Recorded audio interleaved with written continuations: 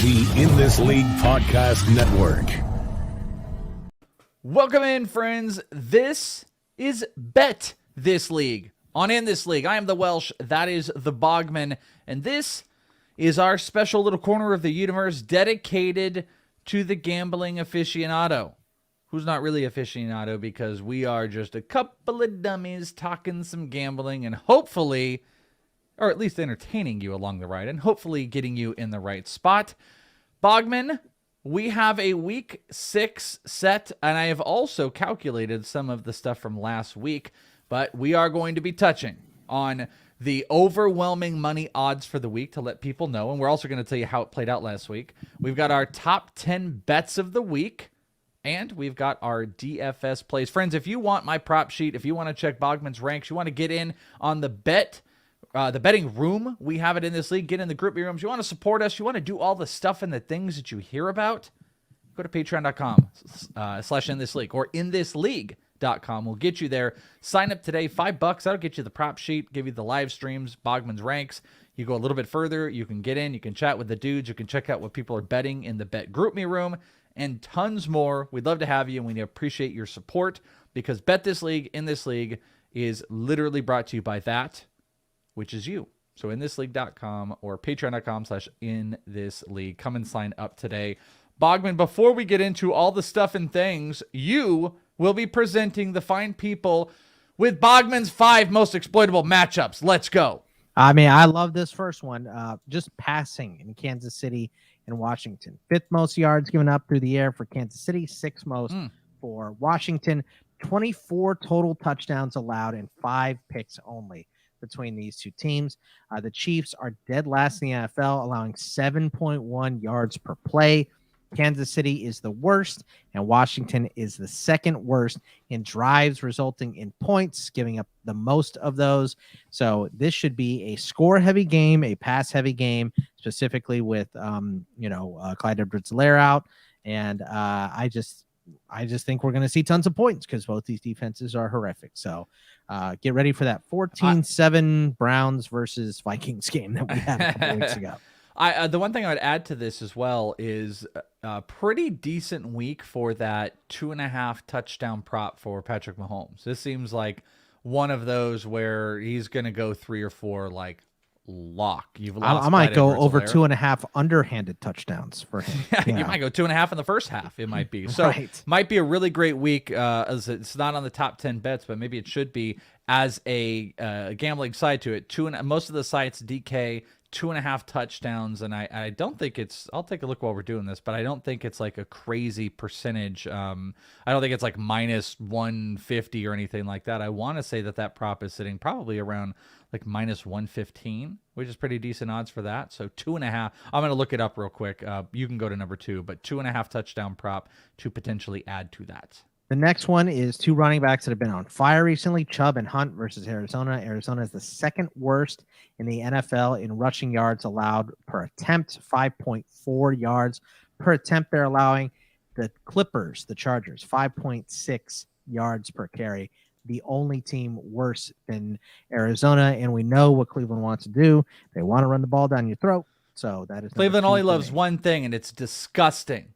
That's right. It's running it down your throat. That's right. It's also kind of gross, actually.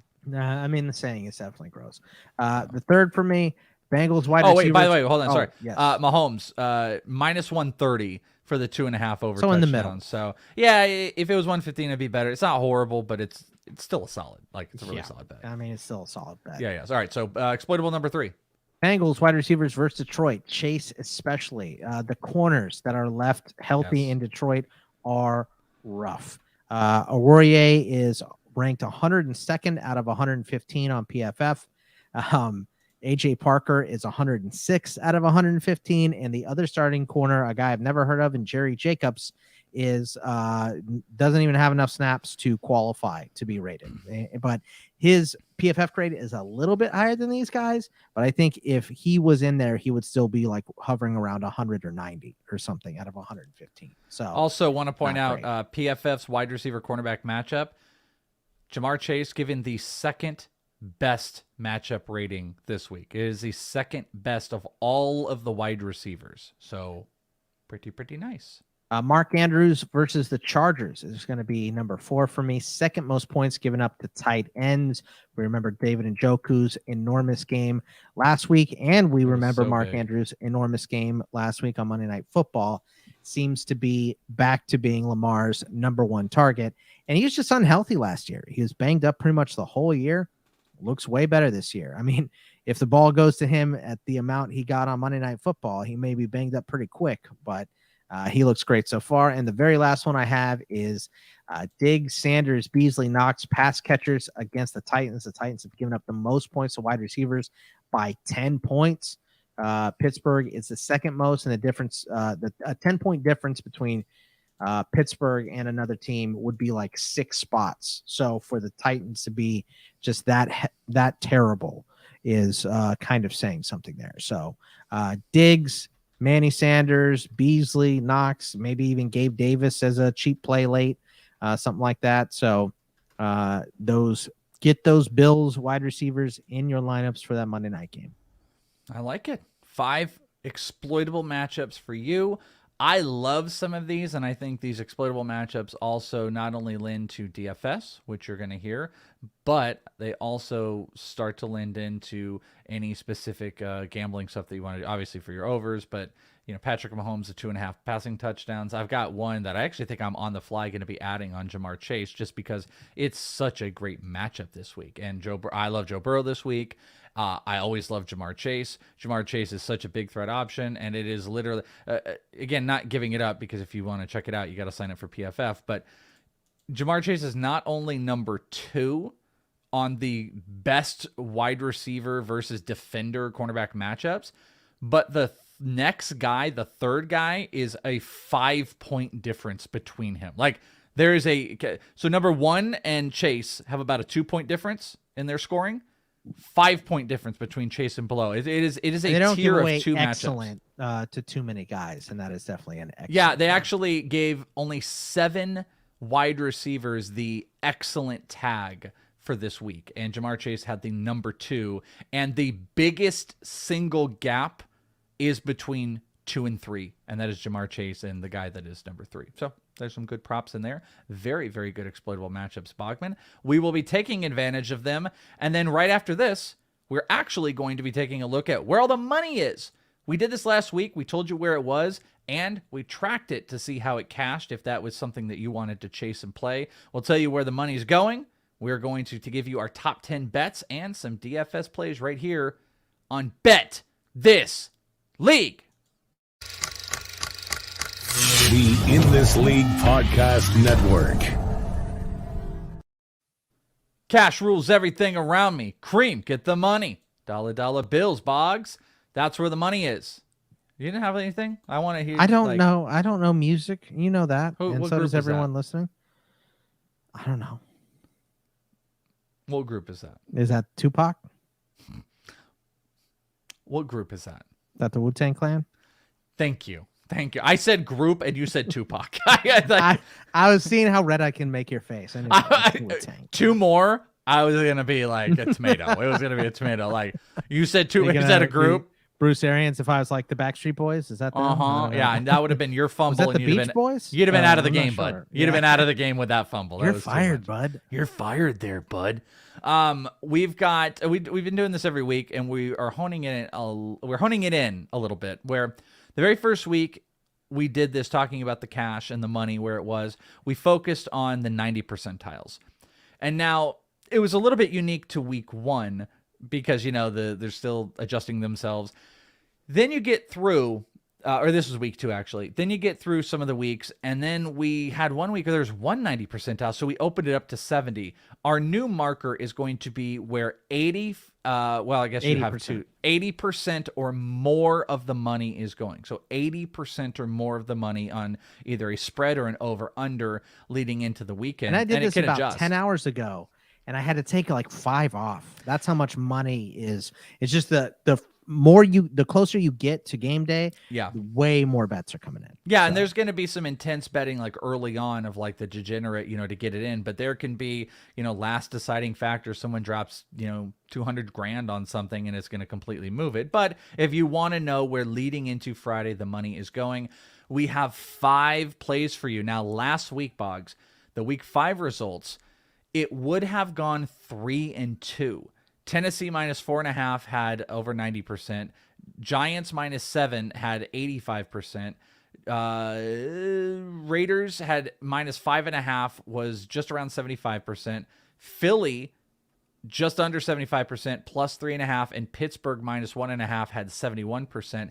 Tennessee, Philly, and Pittsburgh all paid, all cashed, but the Giants and Raiders did not, where the money was going. So the money was 3-2 last week. In our world, 70% or more. And then actually, let me look at this.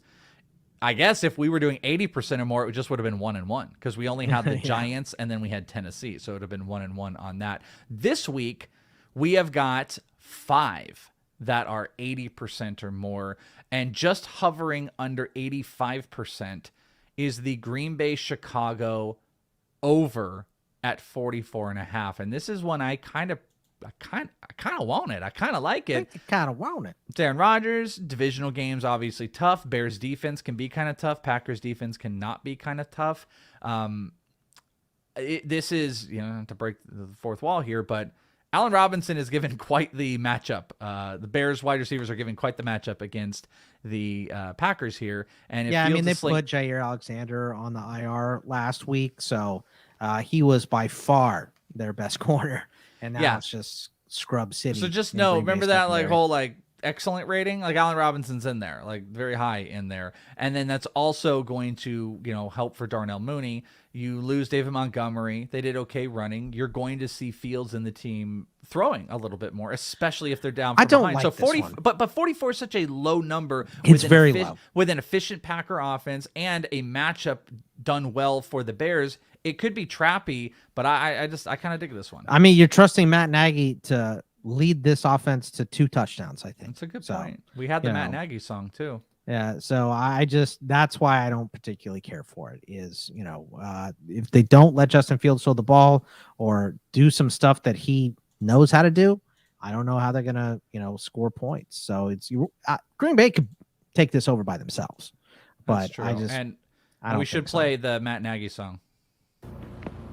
Wake up, Nagy, I think we got something to say to you. It's early October, get Allen Robinson the ball, you too.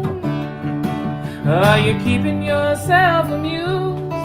Fantasy owners feel like they're getting used. Oh, Nagy, you could have tried a bit more.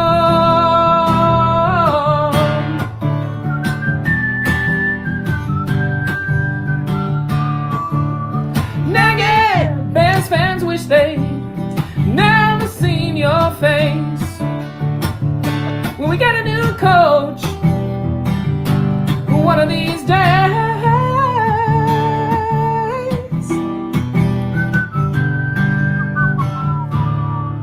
Captain Jack.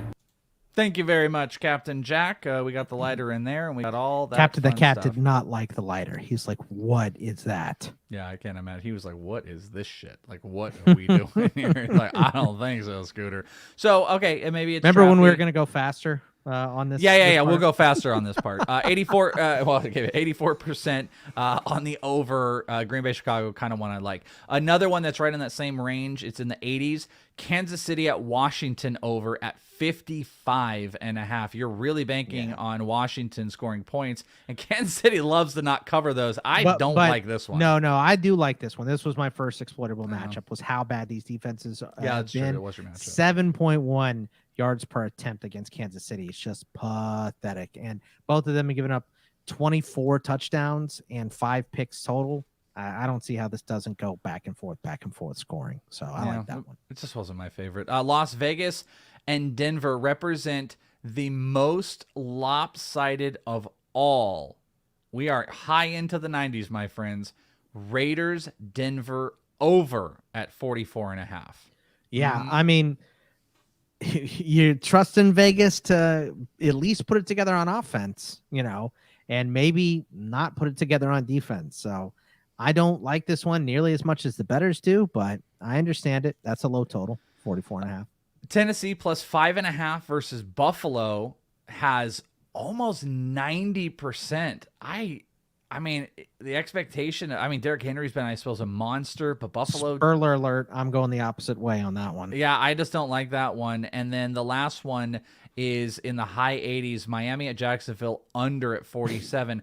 I like that. Okay, see, I like that because of the layover stuff, but I played this exact same thing with the Jets and the Falcons, and it was 46, and they scored 47 points. I love this. These are even two. I mean, there's no Atlanta in this spot, but I don't know. I don't like this either. I don't like the layover didn't pay off last time. I kind of like it because these offenses have been completely inept, but we did have the Jets and Falcons go over last week, so who knows? It's not going to be one that I have. I think the only one we agreed on was Vegas and Denver over.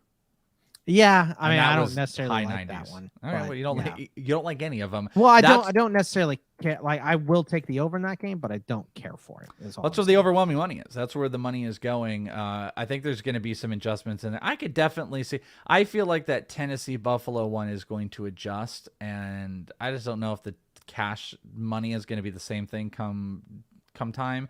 And I feel like Miami Jacksonville might adjust as well. That's a really, really high number for the under. Tua's been out there. Tua may play into some games. I don't know. I suppose.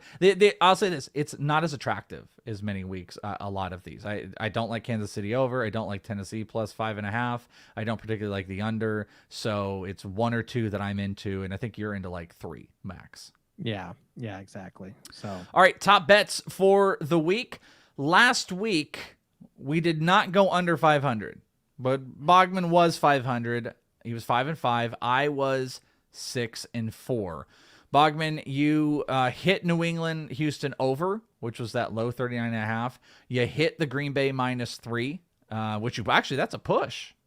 Yeah, isn't it? That's a push. I mean, I had it as a push, but you moved it. Okay, so I screwed that up. Well, you know why? 4, 6, and 1, whatever. Okay, yeah, 3, 6, and 1. You mean?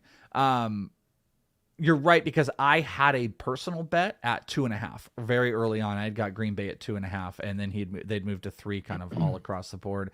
Debo over rushing yards. You text me that one too, and I was like, I don't care that you hit that one. And AJ Dillon over 28.5 rushing yards, which was a great win on your part. I was 6-4 this past week, and have I mentioned that my prop sheet was 12-3? I was 12-3 in week 5, which was phenomenal. I wish I had followed every single bet. It's just the ones I put out there. But I was 6-4 on the top bets of the week. I hit the Zach Moss rushing prop. I hit Michael Carter receptions at 1.5. Tennessee -4. Patterson receiving yards at 42.5. Kyle Pitts longest reception at 20.5. And the Kareem Hunt rushing yards at 45.5. I hit all those. I did miss 2 player props and 2 lines. The one that pissed me off the most was not Atlanta, which actually I'm now looking was 45.5. It was the Panthers money line. That one pissed me off the most because I really like that one. So we now go to our week 6 top 10 bets of the week. And Bogman, you can kick us off. All right. I will start out in the game we were talking about before. Kansas City and Washington over 55.5. These defenses are horrific. They both can score. We've seen Taylor Heineke put up some points. No one's going to be able to cover Terry McLaurin. No one's going to be able to stop Antonio Gibson. Same thing. If it was like if in Madden, you were getting Tyreek Hill back at 50% because he was hurt, you'd still put him in and he'd still score on Washington. I know Travis Kelce had a stinger. Don't care. I do not care. It doesn't matter. Mecole Hardman looked great. Washington is getting torched by everybody this year. The Giants put up 29 points on them. So I think that this game easily goes over, and it's my number 1 seed for this week. One of my early favorite bets, I did it like right as Sunday night was closing, and it's simply because you could also probably play this as the money line, but I'll take the points on it. Give me the Chargers plus 2.5. The Chargers' one loss was within 3 points on the Cowboys, but all of their wins have surpassed 3 points. They've been 4 points or more in all of their wins. Baltimore's been playing up, and I like the Chargers defense. I thought Baltimore got really lucky, like really, really lucky in the mistakes that they were making and just being able to just slice up the defense. I just don't think that's going to be the case here. I like the Chargers more and more. I like their offense. I know Baltimore's defense has been playing great, but I think Herbert is going to slice up a little bit, and it could be money line, but give me plus 2.5 on the Chargers. All right. My next one here is going to be Buffalo. I'm sorry. I was texting you a goofy picture. So I can tell. Yeah. I mean, we have a couple like transitional things. You're just like, okie doke. That was I was texting you and I was trying to pay attention. I'm texting you at the same time, and then I go, did he just finish? Okay. So anyway, my bad. Now Buffalo minus 5.5. I told you I don't understand what the bettors are doing with Tennessee. I know they're at home and it's a primetime game and everything, but Buffalo, ever since the week 1 loss to Pittsburgh, is steamrolling everybody. And I just don't think that the Titans have it in them to slow down this team, specifically on defense. I talked about that mismatch with the secondary for the Titans already. So I got Buffalo rolling in this game fairly easy. So I don't think they're going to put up much of a fight. That is actually also one that I am quite a fan of, and when I found out Bogman had it, I was like, "Oh, I may not have this one." You were supposed to just go, "Okay," when I'm done. Okay, doke. Bogman. Okay. My second one here. This is one I also placed an early bet on. This is one of I've got multiple from different tiers of my prop sheet. So a couple of these are going to be in there that you can check out if you want to sign up on Patreon. If you care, I mean, you could come in, you could fade me, you could play them. I was amazing last week. I don't expect to be 12-3 this week. I'd love to be like 10-5. That would be really fun. But I will probably be 2-13 this week. But one of them is Austin Eckler over on his rushing yards. That's his rushing yards prop. It is 13.5. It may have jumped a little bit. Rushing attempts, not rushing yards. What did I say? Rushing attempts. He's hit it 3 of the 5 weeks this year.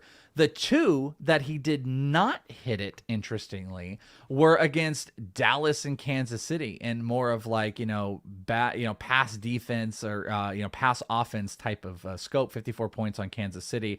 Dallas and Kansas City, you're more exploiting them in the pass game, and they just went away from him.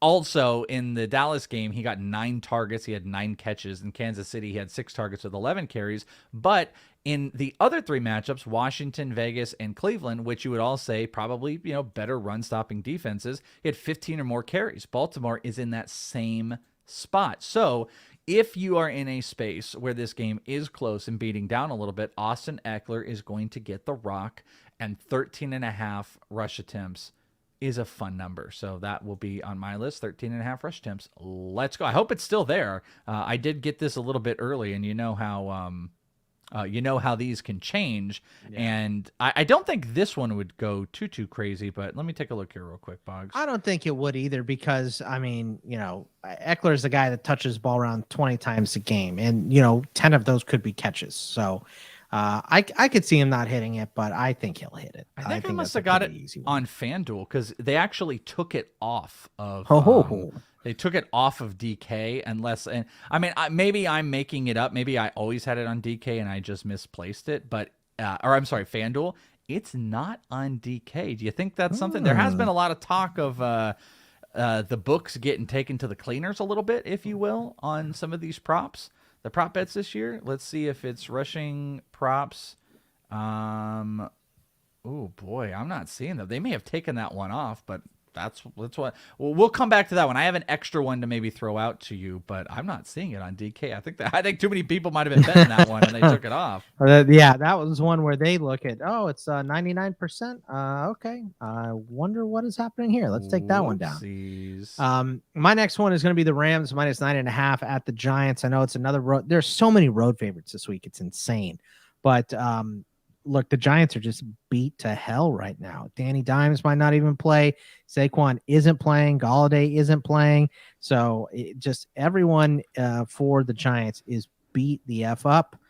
Jabril Peppers still out too. I got to go with the Rams minus 9.5. I'll lay the points. Austin Eckler 13.5 rush attempts on MGM. Bet MGM. You can get it. Yeah, minus 130, but you can still get that there.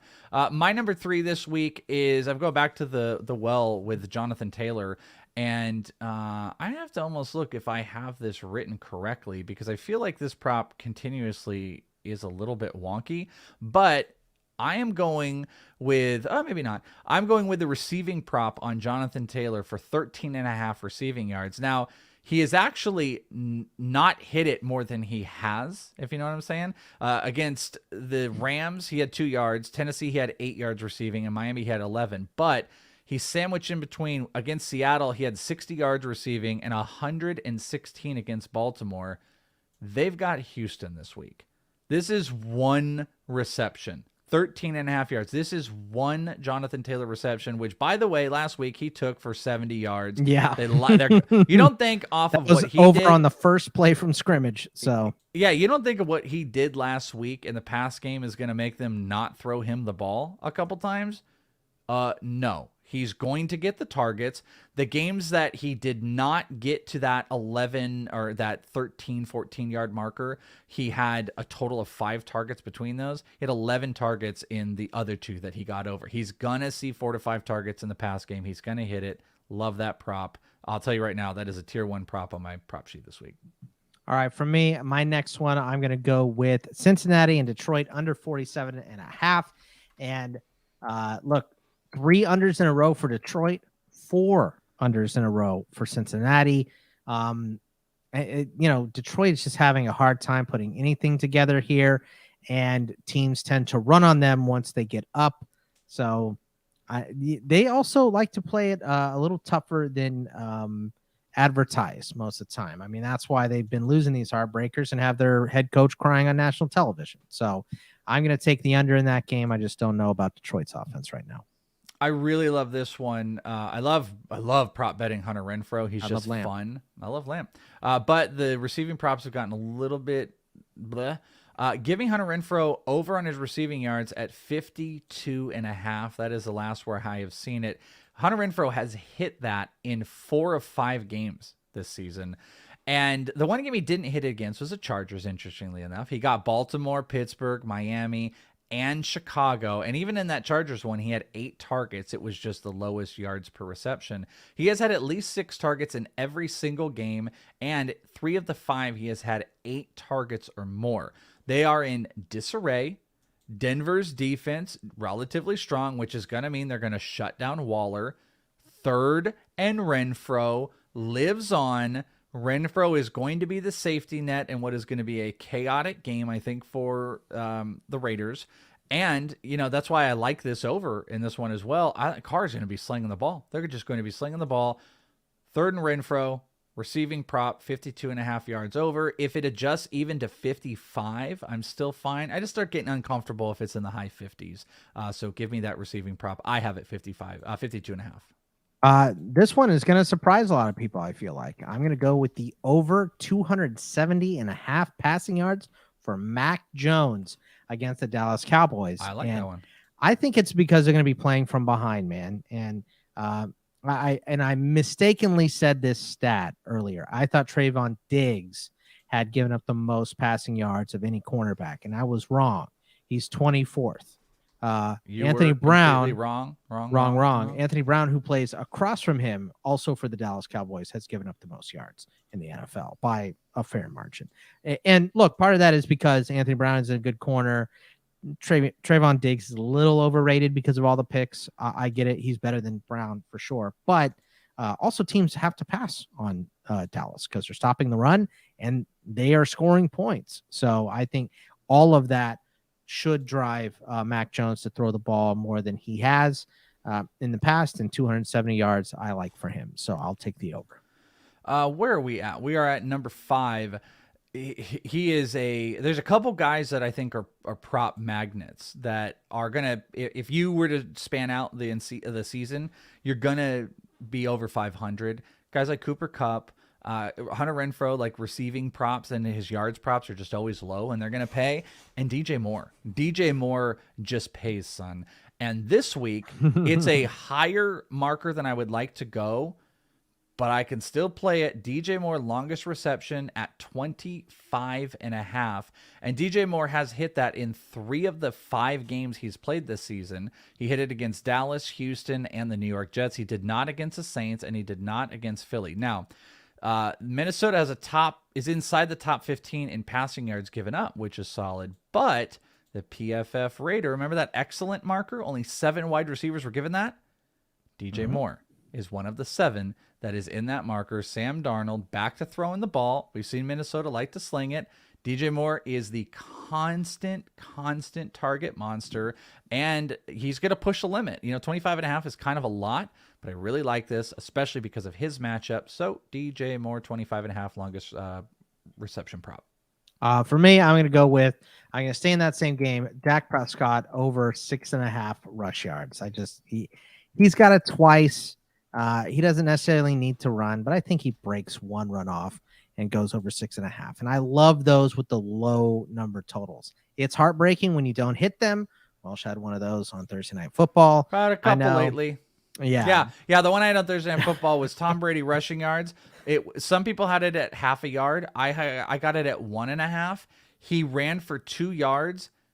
Then he kneeled the goddamn ball, and he got 1 yard. After I had Tampa Bay 6.5 and Philly did the goddamn 2-point conversion just to do this to everybody. So you've lost money on a stat correction and a kneel down in the last week. I lost a big prop because of a stat correction. I got a kneel down loss, and a absolutely no reason 2-point conversion has screwed me a little bit. Well, look, fun. When that stuff happens, your logic is right. At least it's not. Yeah, that's a good point. It's annoying, but I'm not even mad because of exactly what you said. Like, he got it. I had the same thing happen with who was it? It was Jonathan Taylor rushing yards. You remember that? Yeah. I had 56. He got 57. That was a stat correction. No, that wasn't the stat correction. Emmanuel Sanders was a stat correction where they listed him at 55 yards and then they put it down one. Jonathan Taylor hit the over rushing yards. Then the next play, they ran it with him, and he lost 3 yards on the play, and they never ran him the ball again. Those have been mine this past week. It just goes to show you should only take Leonard Fournette props. But you're up. You know what? They have only paid. That's the only one that I won on Thursday night was Leonard Fournette receiving yards. My Dak Prescott was mine, so you're up. Yeah. Oh, okay. I'm going to go actually staying in the same Carolina game with DJ Moore. Sam Darnold, and I'm going to go over on the pass attempts at 34.5. Simply put, even though, again, the Minnesota defense does what it does, Christian McCaffrey is a little bit questionable. They're going to be slinging the ball, and Sam Darnold has hit 35 or more pass attempts in 4 of the 5 games. And guess what? The one game he didn't do it, 34 he hit. He's 34.5. He has had pass attempts of 35, 38, 34, 39, and 37. Why is that going to stop against Minnesota in week 6? It's not. DJ Moore, Sam Darnold, paid up man his money, and give me the pass attempts props at 34.5. Now, if it was 36.5, I run far away. I'm not interested in that. 34 is even pushing it, but he's hit it 4 of the 5 weeks. My next one is I talked about the tight end matchups for Baltimore against the Chargers. We just saw David Njoku go nuts. So how about Mark Andrews over 60.5 receiving yards? I mean, he could get that in the first half, and I wouldn't be shocked. So let's go, Mark Andrews. Don't make me a liar. Come on. I've got game picks here. What was the one I was a little bit questionable about, Bugs? Oh, I guess I found the Eckler one. What's been, because I do have one to we'll do it at the end here. But I'm going to take Kansas City 6.5 over Washington. Easy play. I don't like the over. I like Kansas City beaten up. They don't need a running back to score their points. Washington is underperformed for the most part. I do think Terry McLaurin is going to be relatively nice, but I'm a sucker, I guess, for 6.5 on Monsters, and it didn't pay off on Thursday, so I'm going to go down that well again, 6.5 Kansas City over Washington. For me, I'm going to do 2 at a time here because they are in the same game and same passing stuff. Geno Smith over 224.5 passing yards against Pittsburgh. Pittsburgh secondary hasn't been great. He could get that on not many completions, and I wouldn't be shocked. So over for him. And on the receiving end of those, DK Metcalf over 64.5 receiving yards because there is no one in the Steelers secondary that can stop DK Metcalf. So I think those are two pretty easy ones. I'm going to play two overs, and we've already talked about them. Green Bay, Chicago, over 44.5, and Vegas, Denver. Is it 44 or 44.5? Doesn't matter. Whatever it is, I'm taking both of those overs. I like the low lines. I like Vegas to be needing to sling the ball. I think Sutton's matchup is relatively decent as well. And on the Green Bay Chicago side, I've kind of already made my point that I think Fields is in a good position. Allen Robinson has a great matchup, and Green Bay is just not going to stop scoring points. And both of those can be hit by the third quarter. So give me a couple overs: Green Bay, Chicago, Las Vegas, Denver. Bogman, your last pick. My last one, and I don't understand our guys at PFF have this as not a good matchup. They must think that Patrick Peterson is going to be on Robbie Anderson and Bashaud Breeland is going to be on DJ Moore, but there's no way that happens, because why the hell would you put Bashaud Breeland, who, we talked about how bad all those Detroit cornerbacks are. Breeland is worse than all of them. So he ranks 113 out of 115 for corners on PFF scoring. I've said it for years on IDP podcasts. We love him in IDP because he gets torched and he makes tackles. But you guys also want to hear an interesting note? Did you know Week 5, the number one most accurate IDP ranker in the entire world, this guy right here, according to Fantasy Pros, number one ranker in Week 5 in IDP. Well, I found out how I was screwing up my rankings. I thought we had to submit them on Thursday and be done with it, but you can make adjustments Friday, Saturday, Sunday, and I hadn't been doing that. So I was like, why am I so low over here? And we figured it out. Middle of the pack on offense, number one on IDP. So, but Robbie Anderson is going to get Bashaud Breeland, and he is going to torch his ass. So 18.5 is his longest reception. Got that way over. So Robbie Anderson over on that one. That might be my favorite prop of the week. My final one is one more game pick. It is the Rams Giants, and I'm going to take the under at 48.5. Like, I know we could be playing the whole, Giants are going to score. I don't even know if they're going to score whatsoever. They're out everybody. And the Rams, they're going to score early, and then they're going to run the ball. So, by the way, I love Darrell Henderson props this week. I don't particularly like Matthew Stafford because I don't know how long they'll play that game of throwing the ball, because it could be Henderson and Sony Michel could steal some this week. I just like those. But give me the under at 48.5. And, Boggs, I don't know where to fit this in. I almost want to have this. This is going to be on my prop sheet, but I just want to throw this out here. We've talked about what a fantastic matchup Jamar Chase has and everything. Longest yard reception is really big at 26.5, but he has had 34 or more every single week this season. His longest reception has been 34 or more every single game. He destroys that prop in here. That's why it's getting so high. It's going to not happen at some point. It doesn't seem like this is going to be the week that that's going to happen. So that's one that I would slide in here. I don't know if there's a replacement. I kind of want to replace it with something, but let's go with my 10 and just keep that in your back pocket and on my list. Those are our top 10 bets of the week. We'll track them and we'll let you guys know what we've got next week and how we did and all the others. Final up, top DFS plays for week 6. The In This League Podcast Network. Bogman in week 5, you had a couple good ones, Boggs. Antonio Brown and Ricky Seals-Jones. Those were by far your two really, really great calls. And the Antonio Brown one still kills me because I was telling you in our DFS thing, I had him in my lineup.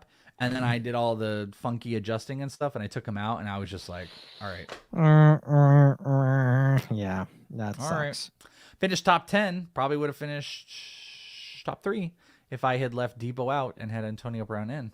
Don't you think? Yeah, I mean, that'll happen, though. That's your tinkering. That's what we all do. We all tinker a little bit too much and think we're smarter than the average bear, and it comes back to bite us in the ass. So, a little Tinkerbell. It's tinker time for sure. Tinker. Let's do it like this. That will change up a little bit this week. Let's do our quarterbacks. You do DK. I do FanDuel. We've got a more expensive quarterback and a cheaper quarterback that we want to play. So I will let DK go first, and then we'll do my FanDuels. Well, Lamar Jackson is the entire offense for the Baltimore Ravens right now. He's leading the team in rushing and passing, which is not a shock after all the running back injuries, but the Chargers defense is horrific. That game should go over. 7,400 on DK for him. And then I told you I'm taking that prop for Mac Jones over 270 passing yards. So let's go to him at 5,200 on DK is a smoking deal. So those are my quarterbacks for week number 6.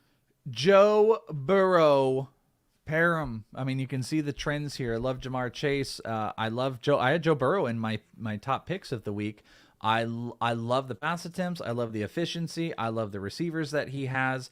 And I love him that he's not too crazy expensive. Though it is funny, he is the same price as Lamar Jackson on FanDuel, but the pricing is different. He's 7,400.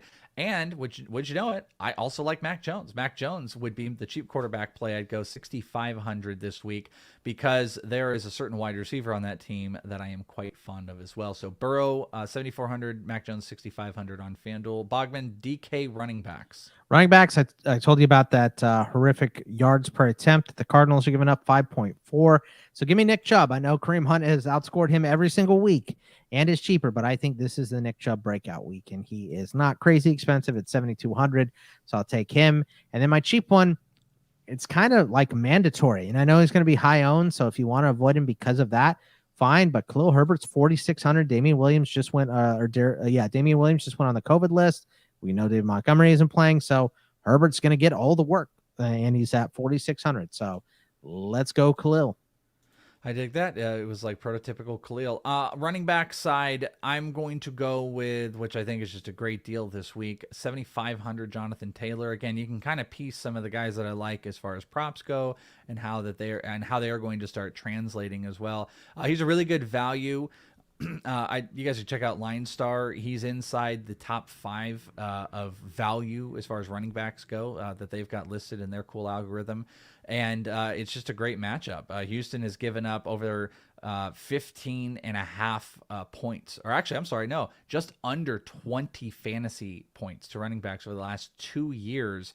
And I mean, the list is ridiculous, by the way, if you go why this is perfect. And Jonathan Taylor last week from receiving and rushing, it all plays. So Jonathan Taylor, 7,500, love. And I kind of think you called it, it was mandatory Khalil Herbert. I think Darrell Williams can be mandatory Darrell Williams because I do think Jerick McKinnon is going to be involved in the pass game, but I think Darrell is going to get those early down runs, and he's going to get goal line. He is exclusively, in my mind, going to get goal line. I think McKinnon could end with 4 or 5 touches, a couple carries, but Darrell Williams could have 13 or 14 carries. He could also have a couple catches, and we might have a touchdown in there. And Darrell is 5,800 on DK. Wide receivers, Boggs.